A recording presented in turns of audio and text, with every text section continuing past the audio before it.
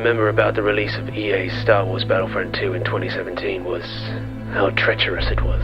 Star Wars Battlefront 2 is honestly the worst shit of 2017, and it might be the worst stuff I've ever seen in video games. Oh, EA, you really fucked up this time, didn't you? As is the trend in modern gaming, which I hate, Battlefront 2 has loot boxes called crates that contain digital goodies like new weapons and ability upgrades, and you get crates either by earning in-game credits to buy them, or by spending real money to purchase them outright.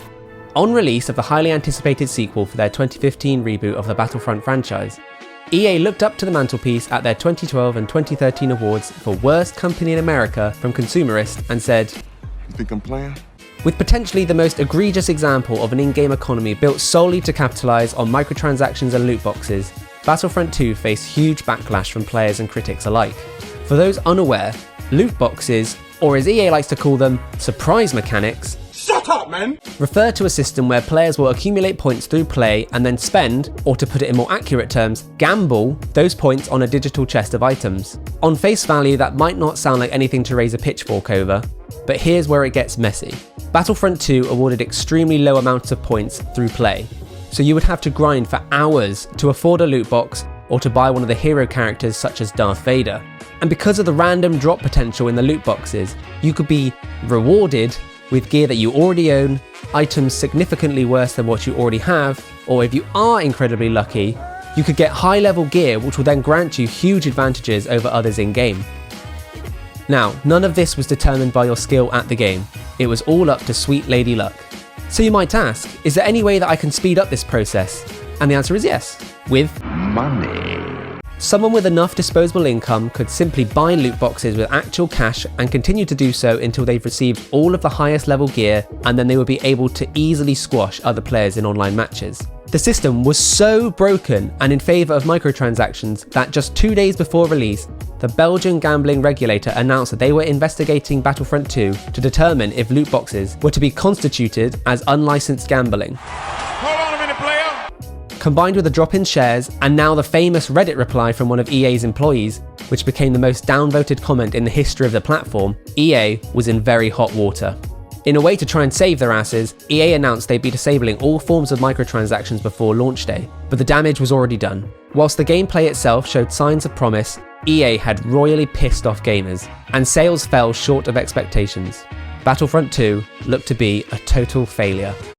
So why is it now one of my favourite games ever? Okay, let's wind the clock back. 2004. I am in my local Choices shop, I'm old. and it is time for my regular game rental of the week. Scanning across the shelves, I spot a game case with a Stormtrooper front and centre, and I'm immediately interested. It's Star Wars after all, but a Star Wars game that I'm not playing as a Jedi?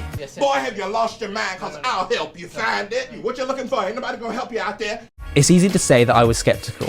At that age, I wanted to be Obi-Wan Kenobi, not a generic soldier. There's no way that this will still be fun. Still, I took it home regardless, and when I actually sat down to play it, I was blown away. Being a grunt on the front lines was something I never knew I wanted.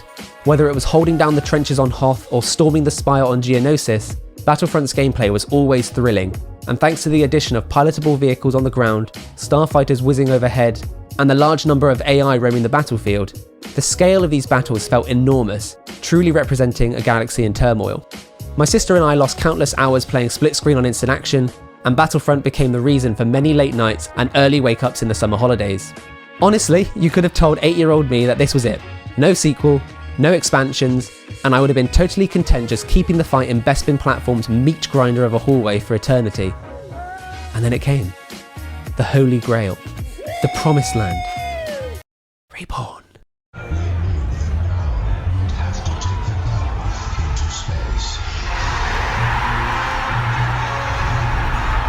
Just over 1 year later, Star Wars Battlefront 2 arrived and took its rightful claim as king of the Star Wars themed shooters. An improvement in almost every way, Battlefront 2 capitalised on the then complete saga, including new planets from Episode 3, such as Utapau and Mustafar, as well as introducing space battles and the ability to play as the hero characters on both the light and dark side.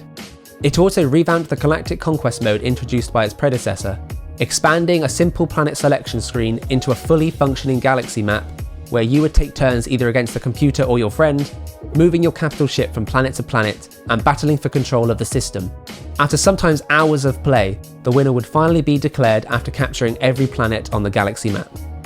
In addition, the campaign mode titled Rise of the Empire put the player in the boots of a member of the 501st Clone Trooper Battalion. Beginning on day one of the Clone Wars, the campaign would take the player from the hot sands of Geonosis to the space battle over Coruscant, fighting alongside the Wookiees on Kashyyyk and even storming the Jedi Temple during Order 66. Eventually, the clone armor would transition into the classic Stormtrooper attire, and you'd find yourself busting down the doors of the Tantive 4 and beyond as Vader's fist. Presented beautifully through the audio journals of a singular clone, voiced by your boy Temuera Morrison, and despite its now non-canon take of the clone's betrayal, there is still a lot of emotional weight found here. When the 501st was finally rotated out of Felucia, Aayla Secura made a point of seeing us off personally, calling us the bravest soldiers she had ever seen. It's a good thing we were wearing helmets, because none of us could bear to look her in the eye. Battlefront 2 was a hit with fans, selling a total of 6 million copies by 2007, and as expected, a third entry in the series was set into development. Fans couldn't wait for what would come next. Sadly, Free Radical's Battlefront 3 was never meant to be. Despite its co-founder stating the game was pretty much done, Battlefront 3 was canned after 2 years of development. Now, depending on which side of the conversation you're on, one would claim LucasArts decided to cancel the project when it could no longer commit and spend big on the marketing side. And on the other, Free Radical was at fault due to insufficient resources and multiple missed deadlines. Whatever the case, myself and many other fans alike were heartbroken to hear of Battlefront 3's cancellation. And once leaked footage of the game's original build showed a new original story for its campaign mode, as well as seamless ground-to-space combat, it was like salt being rubbed into the wound. And then, nothing. Years passed. Every now and then, talks of a new Battlefront game would arise, but sadly prove unfruitful, until that day. E3 2013. During EA's conference, the publisher, who had recently acquired a multi-year exclusivity to the rights to produce Star Wars games, we were granted a small glimpse at our salvation.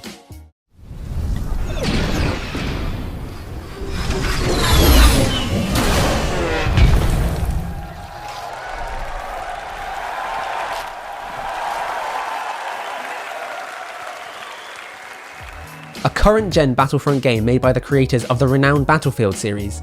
The stars had seemingly aligned for us fans. Even when the prequel fan in me took a hit hearing the game was only to focus on the original trilogy era. What the fuck? I was still incredibly optimistic. And when the full gameplay reveal was released, I genuinely couldn't believe my eyes. DICE had already proven their talents for making gorgeous looking games that sounded incredible and had unmatched levels of atmosphere baked into them, and Battlefront was no different. The amount of detail etched into every weapon, vehicle, and the environment was mind-blowing. And thanks to the addition of the authentic sounds from the films, this game was undoubtedly the most immersive Star Wars experience on offer at the time.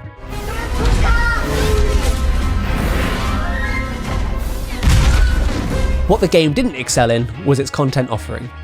At launch, Battlefront offered only 4 planets and a scattering of maps across them. In comparison to the sprawling list of maps from Battlefront 2 in 2005, this was extremely disappointing. How many are there? 6. Counted them myself. 6? But last year I had 37! Yes, well, some of them are quite a bit bigger than last year. I don't care how big they are! The payoff was that the maps we did get looked incredible. Hoth, Endor, Tatooine and Sullust each had a photorealistic look to them, and walking through the levels in first person, you'd be hard pressed to believe you couldn't just reach out and simply feel the surroundings around you. The game offered a handful of modes, but some proved much more of a mainstay than others. You had your standard team deathmatch and capture the flag in Blast and Cargo, an almost domination style mode in Supremacy, and some variety modes such as Hero Hunt or Droid Run. The main meat of the game was in Walker Assault. Seeing the Rebel team holding sets of 2 capture points in order to store Y-Wing bombers for an attack run on 2 advancing AT-ATs. When bombing runs commenced, the Rebel team would have a brief window of time to inflict damage on the Walkers. In the meantime, the Imperial team would push up, trying to prevent the Rebels from holding these points so that the AT-ATs could advance unscathed. If the Walkers reached the final checkpoint, the Imperials would win, but if both Walkers were destroyed at any point, then the Rebels would claim the victory. This mode was easily the highlight of the entire game, and I put so many hours into Walker Assault I barely touched the other game types. We'll get to the next game shortly, but the fact that this mode was not carried over to Battlefront 2 was a true misstep on DICE's part. A similar instance of this mode can be found in Battlefront 2, but the Y-Wing bombers that dropped the Walker's shields were swapped out for ion disruptors that would be carried by individual team members. This was a mistake in my opinion, as players carrying ion disruptors have to get extremely close to be in range of the Walkers, and by that point they are an easy target for the enemy team or the Walkers themselves. I don't think I've had one instance of the defending team destroying both Walkers in my entire time playing Battlefront 2. In addition to maps and modes being contentious subjects for players, the introduction of power-ups didn't sit well with everyone either. Instead of walking up to a vehicle and simply hopping in like the PS2 games, a player would need to find and pick up a vehicle power-up on the map, providing that another player hasn't already nabbed it. The same goes for weapon and hero power-ups. This meant that players weren't necessarily being rewarded for their good skills. The top scoring player wouldn't receive a pat on the back from the game and be offered the chance to play as Luke Skywalker like on the PS2. Instead, they could watch as someone else sprints into frame just in front of them at the last second, nabbing the hero power-up for themselves. There is still contention over this game to this day. Some players see it as a watered down and hollow shell of the PS2 games, whilst others, including myself, look back on it as a more modern and archaic shooter that had pockets of fun where it mattered. Now, I put 142 hours into Battlefront during its lifespan, so you can be damn sure I was hyped when I watched this.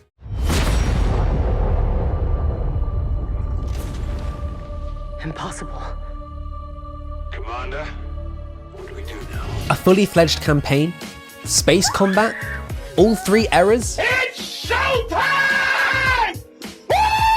This was to be the one true Battlefront experience, the Battlefront to conquer all that came before it. Of course, you've already seen the opening to this video, you know what happened next. You were the chosen one!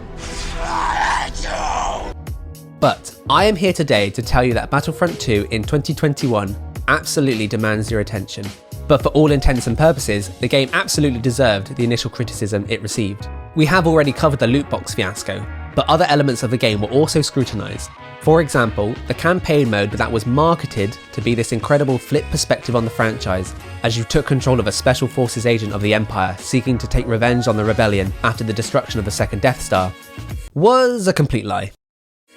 4 missions into the 12-chapter story, 15 if you include the DLC, your character Iden decides that the Empire's only now gone too far when it starts glassing its own planets as part of Operation Cinder. You know, despite being pretty on board with the whole enslaving the galaxy and occasionally nuking entire planets up to this point. The funny thing is, it would have been totally fine to include this twist later in the story, but every instance of marketing for this game was that you were going to finally see the war from the other side. We avenge our Emperor. It's only about an hour or so into the story and you're already fighting for the rebels. Oh, and by the way, spoiler alert if you plan to actually play the story one day.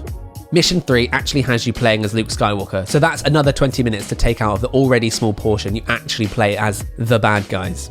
All that being said, the campaign has some cool set pieces and ultimately adds value to the package for those looking for a single player story. Now we get to the multiplayer. I've been looking forward to this.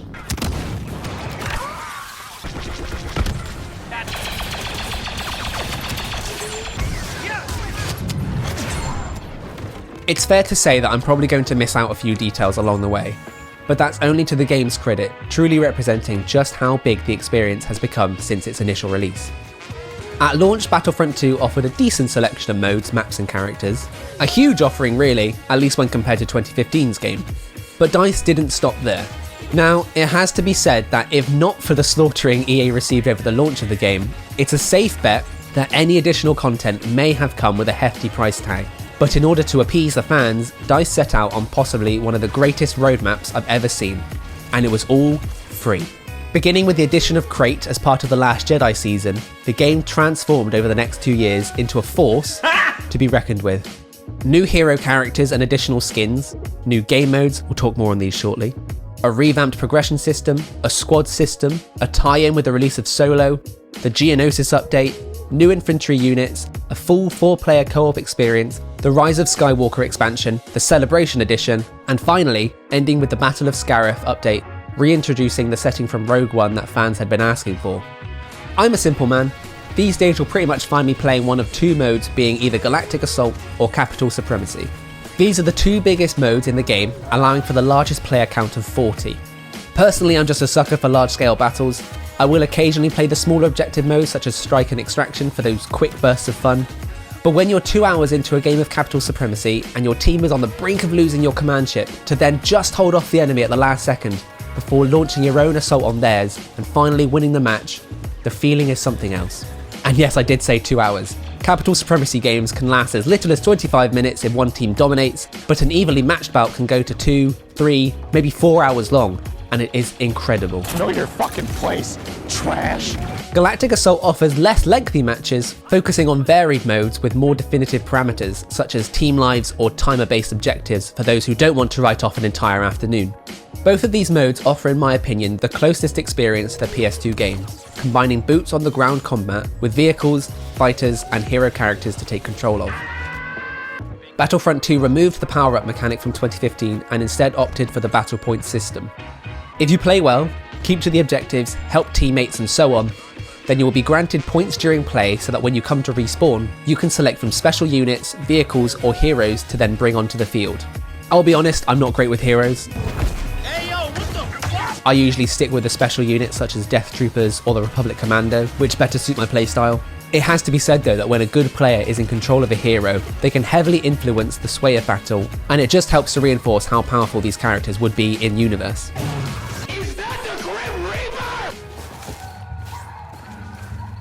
On the flip side, if you want to experience possibly the closest feeling to the characters in Predator, as they saw bodies being skinned alive and hearing the echoing screams of their team members being brutally murdered somewhere deep in the forest, and the feeling of hope slowly slipping from your grasp, you would love Ewok Hunt.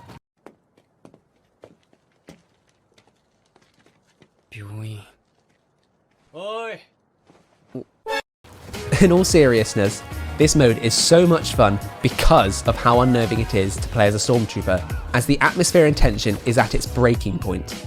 The premise is for a team of stormtroopers to survive until extraction whilst the Ewoks become actual horror movie villains and attempt to kill off each Imperial before the landing ship arrives. If the Ewoks kill a stormtrooper, then that player will join the Ewok team, and this can result in the final few remaining Imperial players frantically fending off a swarm of fuzzy murder machines in the swallowing darkness. Stormtroopers are locked in first person in this mode, and can use a torch to illuminate their surroundings at the cost of alerting the Ewoks to their location. Additionally, the torch has a charge, so if it runs out, you are essentially blind for a few moments while it replenishes. Ewoks can use traps in the environment, use huts as quick travel points, and generally make the Imperial team quake in fear whenever they hear the horns signalling an imminent assault.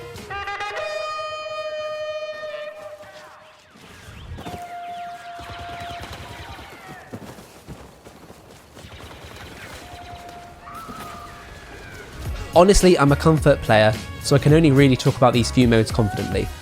I haven't even mentioned hero modes for one-on-one dueling with your favourite characters,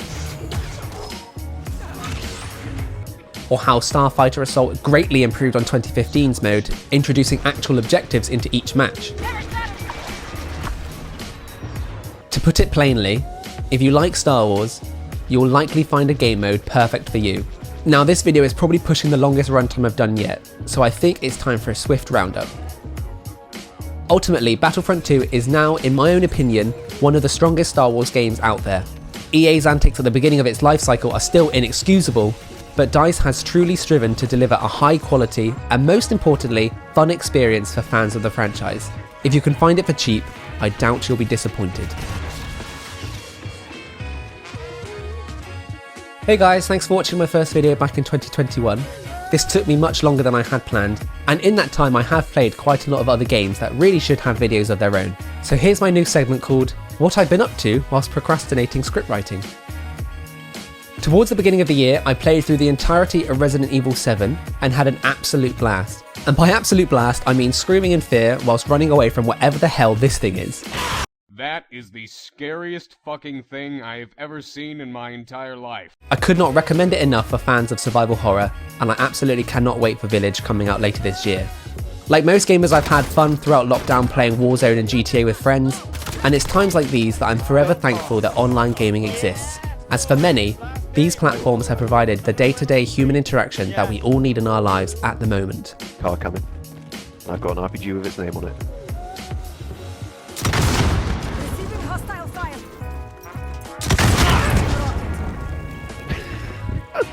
Currently, I'm switching between my first ever playthrough of Breath of the Wild, yes, I think it's as amazing as everyone says, and enjoying the simplicity of the PS4 platformer Ratchet & Clank in the lead up to Ratchet & Clank Rift Apart coming to PS5 in the coming months.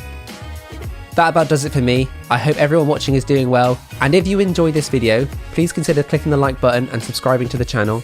I look forward to seeing you next time. Bye.